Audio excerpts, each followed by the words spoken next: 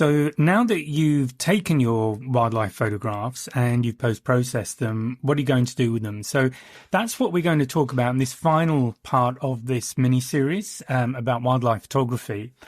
And in many ways, it could be the first episode in the series, because I'm a big believer in, well, what we'll refer to as starting with the end in mind. And what I mean by that is simply to think about what you want to have at the end of this experience of taking photographs of wildlife. How are you going to share them? Because I think the worst thing is to have some great images and all they do is sit on a hard drive somewhere and get forgotten, and maybe they're never seen again. And that would be a real, it's a real shame, and it's a waste of potential and all the effort you've put in so far to get the image. So I want to talk about what you do once you get back home, or however it works for you. And this will depend quite a lot, actually, on how you see yourself as a photographer, I guess. So that's what we're going to cover in this episode. It's really helpful if you can like and subscribe if you found the episode useful, and please share it. I don't want to be a best kept secret.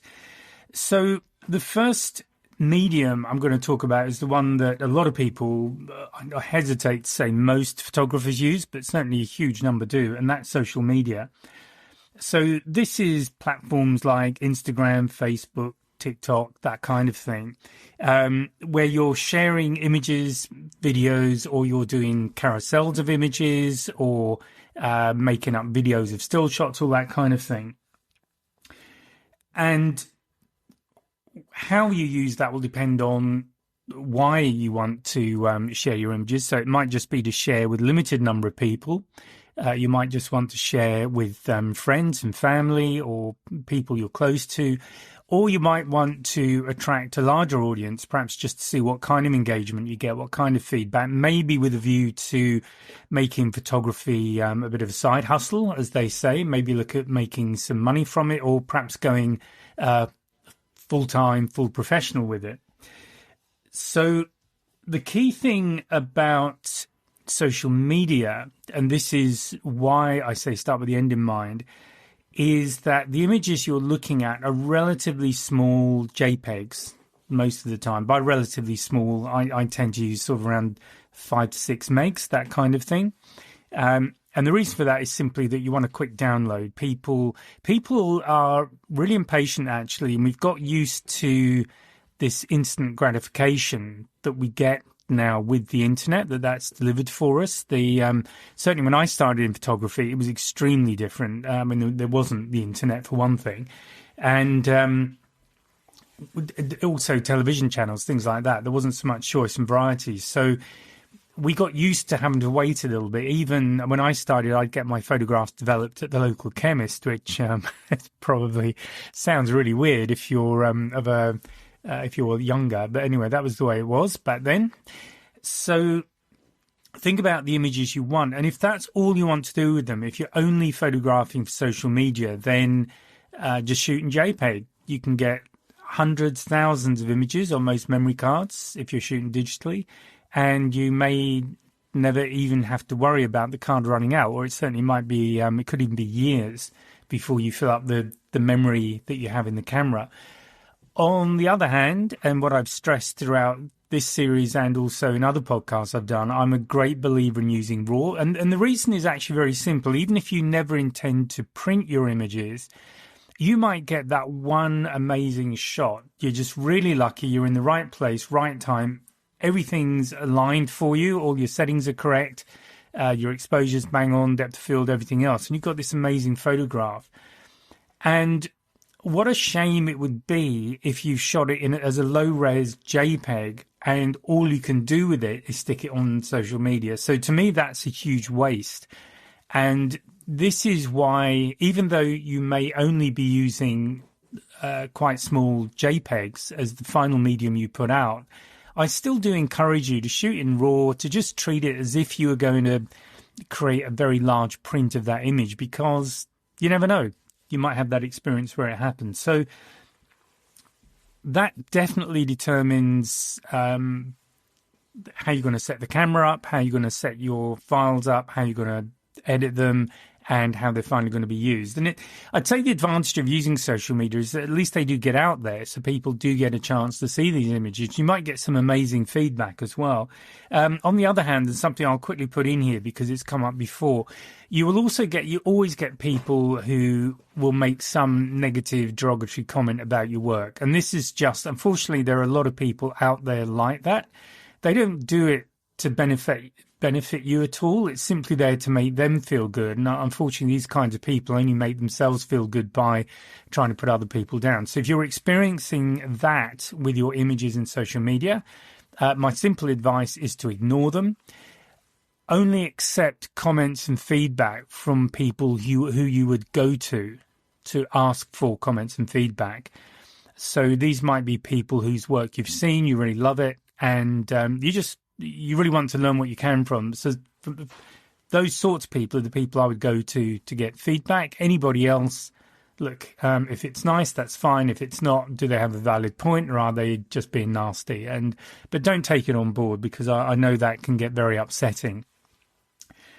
If you are going to post in social media, you've got the option of storytelling. And what I mean by that is maybe running a series. It could be posting daily.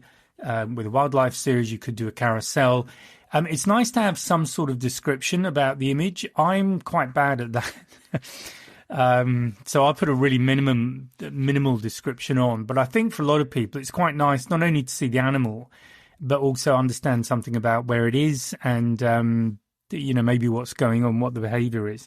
One thing I will say, and this comes back to perhaps supporting wildlife conservation, but there are certain animals where you want to make sure your image does not contain metadata. And here I'm thinking about the animals that are poached. So I've definitely had this with rhino, and I have posted images of rhino, but I've removed the metadata because that will often include GPS information.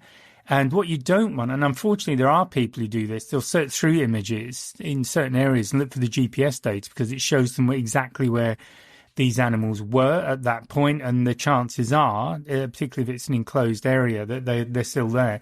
And poaching is a serious issue. On the one hand, the people who do the actual poaching, they are often quite desperate to do it. Some aren't, they do it for money. But the real problem, I believe, are the people who are further up the food chain, as it were, and are paying and are basically making a lot of money out of destroying these amazing animals. And so please bear that in mind when you share images. Check what data is in the file. Photoshop, things like that will let you do that. And just make sure that you protect vulnerable wildlife especially. So that would be the ethical side of sharing those images. Okay. Another option, obviously, is to build up a website or a portfolio. There are various ways of doing that. You might want to even have the option of selling images. So Shopify is one, Squarespace, I think SmugMug and Squarespace definitely I would suggest as a platform to look at, because they are designed in many ways. They're a kind of go-to for photographers, so they will give you the sort of layouts that are very useful to use. That'd probably be my recommendation. Look at someone like Squarespace. That's a great place to keep a portfolio, to maybe have images that people buy periodically. If you're going to do that, it's also good to be able to hook in at the back end someone who prints. So I use a company called CreativeHub. They are part of the print space, I think it is, print store. I always get this wrong for some reason. But anyway, if you Google CreativeHub, you'll find them. They do really good quality prints. They are incredibly ethical in the way that they operate. I've had situations where prints have gone awry using standard postal. I think they've now got rid of that. But at the time, and this was actually sending to Australia, a couple of prints disappeared, and they immediately reprinted them and sent them through tracked mail and didn't charge me anything, which was amazing. But unfortunately, I think they've had so many problems now with standard mail, that they've taken away that option, which does mean if you're shipping to somewhere like Australia, because they're based in, I think the head office is London, they're in Dusseldorf or Frankfurt in the EU, and they're also in the US somewhere. So unfortunately, using DHL and place companies like that to provide trackable shipping, it does mean that if you are not primarily servicing one of those three areas, then the chances are once you go outside, the shipping costs will get quite high. It's something to bear in mind. And obviously there are other printers as well, but the advantage of using somebody like that, not only is their quality good, but they hook into the back end of people like Squarespace. So when an order is placed, you're not physically involved with it. That just happens in the background. You get a notification. There's things you can set up with the printer, like your logo, if you've got a logo, thank you letters, that kind of stuff. So it's worth looking into if you want to make things a bit more professional. And it's certainly nice to have a digital gallery. There are other things you can do. Like you can have a literal digital gallery. It's like a kind of virtual gallery online. One company I used was doing that. And it was like a little exhibition area. You would just set up where your images were. They could zoom in, zoom out, and you could link that to somewhere people could buy them if they wanted to. And that company also gave your clients the option to upload a picture of their wall and pop your artwork on there so they could get an idea of how it would look in their home. So, these kind of things are worth looking at if you want to explore going perhaps a bit more down the let's say professional route where you're selling images. Now, the third option, and one I really love, is books, because I'll talk about wall prints next, because I think that's the best thing to do. But honestly, the problem is most of us only have so much wall space. We can only get so many images up on a wall, and you don't want it to look absolutely insane with image after image. So the other option there is to create an ebook or a printed book. So it could be either. And the great thing about that is that you can absolutely tailor it. You can lay it out anywhere you want to. You can add whatever text you want in there. So it could be quite minimal, just very simple descriptions of the animal and where it was shot, or it could be a much more in-depth piece. So I've put one together, a couple actually, about elephants in Namibia, and one of them included information about how you track and had some images of footprints, so to help illustrate that point.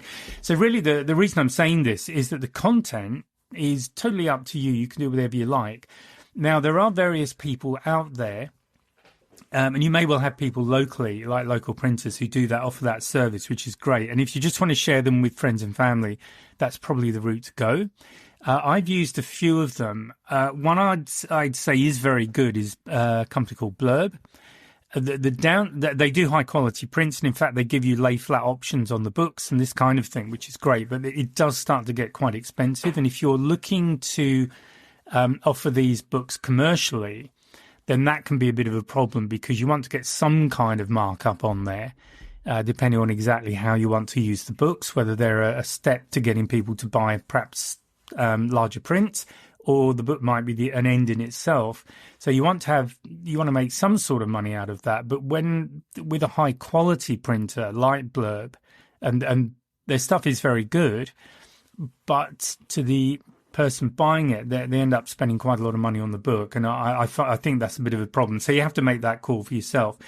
The things I like about Blurb is one of the things they have is their own software that you download, and you lay out the book using their software. So they'll give you the different page sizes. So there might be square books or kind of landscapey type books and that kind of thing. And it's very simple to lay out each page, choose how you want it laid out, whether it's just an image, single image, multiple images and text. It might be one image over 2 pages, that kind of thing. And as you're uploading the image, I think it was JPEGs, it will also tell you if the resolution of that image is high enough to print well, which is really important, because to get good quality prints, you really want around 300 DPI, dots per inch, for the printer. That gives you a really good magazine-like quality. And it's really good if the software is guiding you a bit. So you might have quite a relatively small JPEG, and if you try and put it over a full page, it might lose the resolution. Might not be good enough to give you a good print. So software like that helps you with laying out and making sure that the image, depending on how far you expand it, still is of a good enough quality to print well. That's really helpful. So I definitely recommend that. And then obviously you can choose how you lay that book out, what the subject is. You might have multiple chapters. You might have visual chapters that have a linking images. So it could be types of animal. It could be if you were on a trip through several countries or different areas of a country, maybe different wildlife parks. You could kind of group each one together to give an experience of each one. So there really is a lot of potential in using books. And the great thing is they make great gifts. So you can, normally it's print on demand with these businesses. So that simply means that you only print what you want. So you're not locked into, a traditional printer. You might have to print 100 copies or something, and then you're stuck with them. So print on demand costs a little bit more, but it is much more convenient, and they make great gifts. It means you can have images where you can just pull them out of a bookcase and have a look at them every now and again, or share them with other people. So I'm actually a big fan of those. The other thing in that sort of area, books and magazines, is to contact magazines and journals. A lot of magazines do look for content from other people. They might have their own photographers and their own people, but a lot of them are looking for material to use. So if your photography standard is good, it's worth exploring and maybe contacting maybe local magazines as well.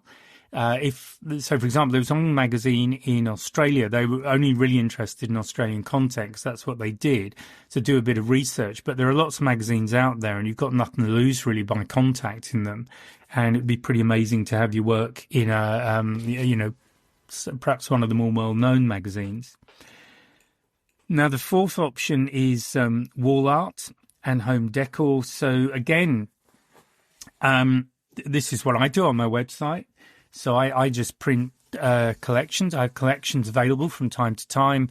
I use a very specific way of doing it. So my prints are always limited edition. Once those prints have sold out, I won't offer that again. So that's the way I choose to work. But I think regardless of how you're doing it, even if you're not doing it commercially, having that really good photograph in your home, and it's a fantastic reminder of perhaps a great trip anyway, but also you've got this amazing image that's in your home.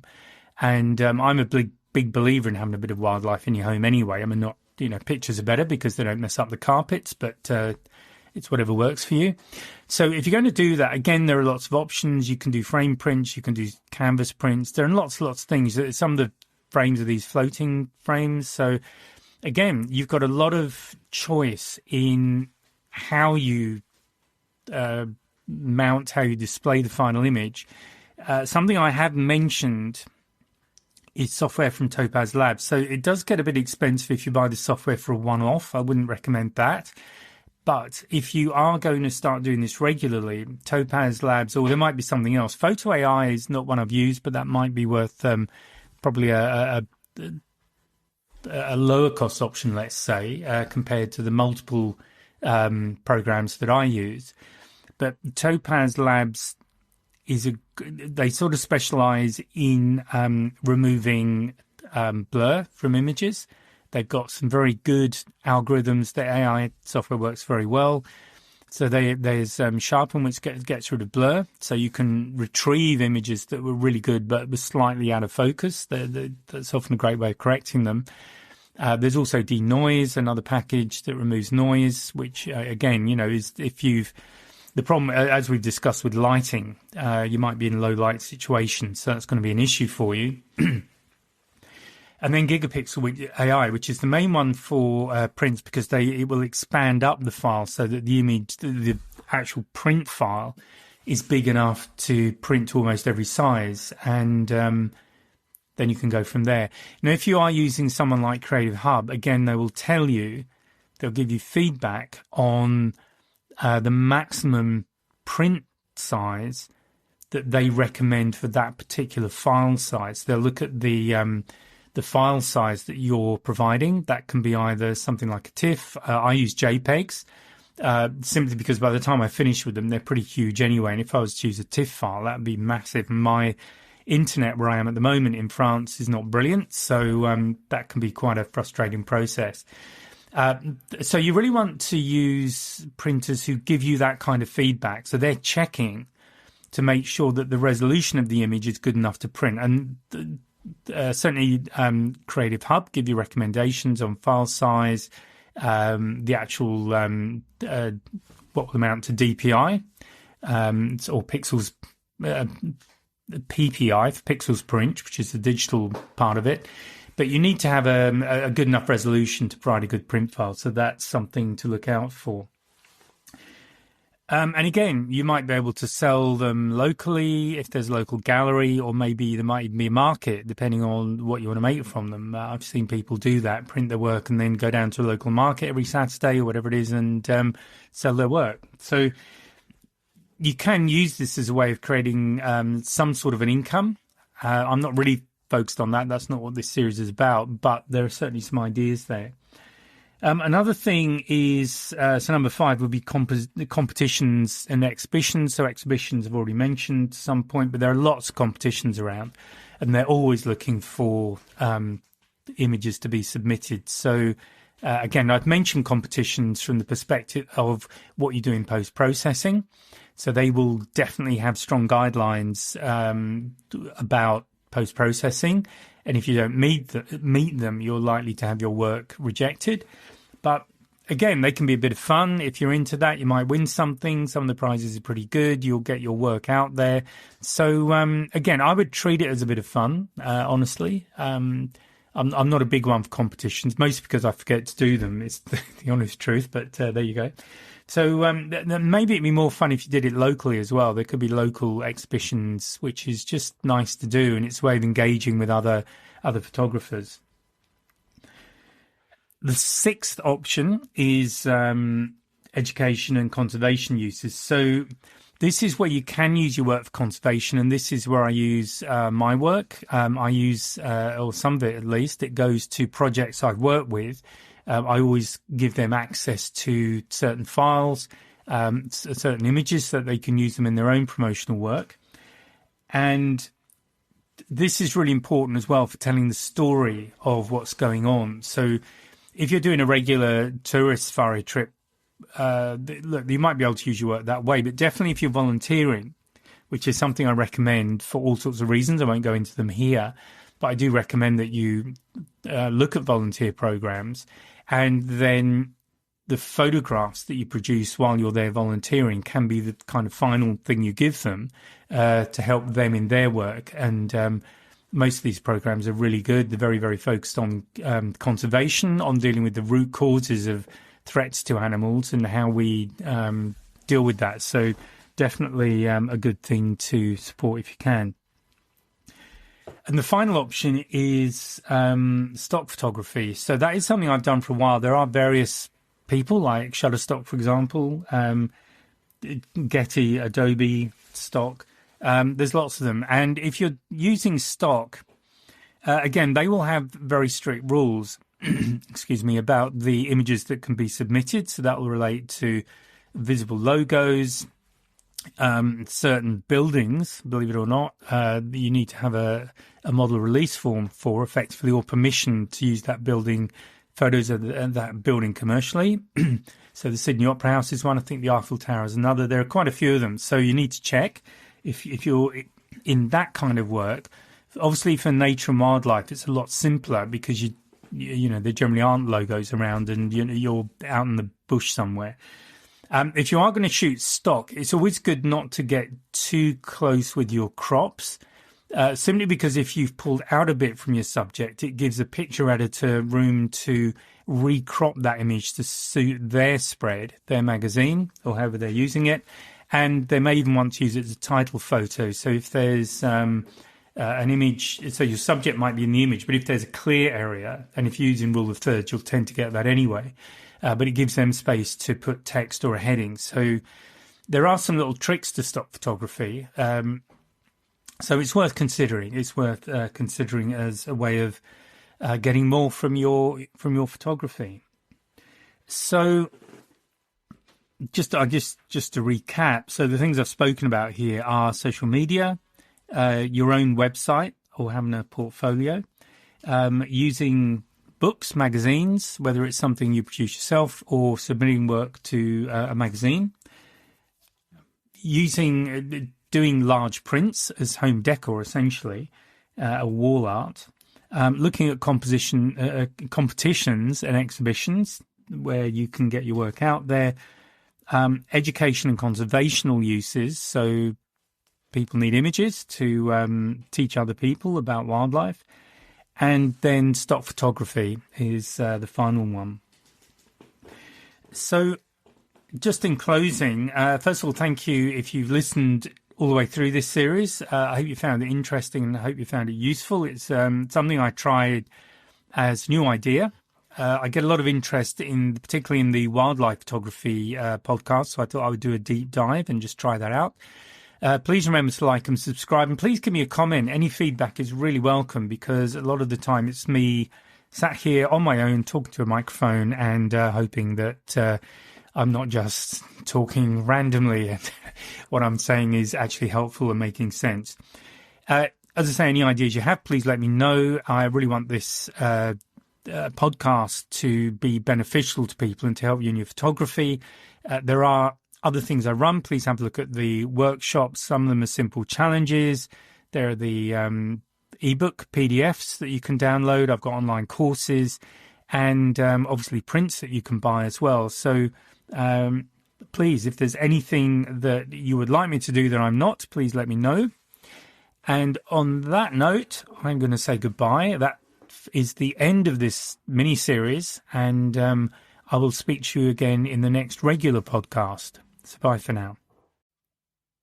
Well, I hope you enjoyed that. Now, I just want to say thank you for tuning in and joining me in the Wildlife and Adventure Photography podcast.